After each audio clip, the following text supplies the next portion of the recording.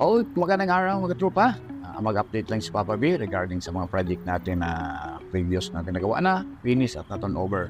So, meron kasi tayong tatlong turnover na project. Isa dito sa Taytay Rizal, Region 4A. Isa naman, doon naman sa Cavite, Dasmariñas Cavite. Meron din tayo na turnover na. And then same, yung previous natin, pinaka-latest natin na pa-accept, doon naman sa may Paco, Maynila, sa Honda Car Manila, second floor, may ginawa kami doon.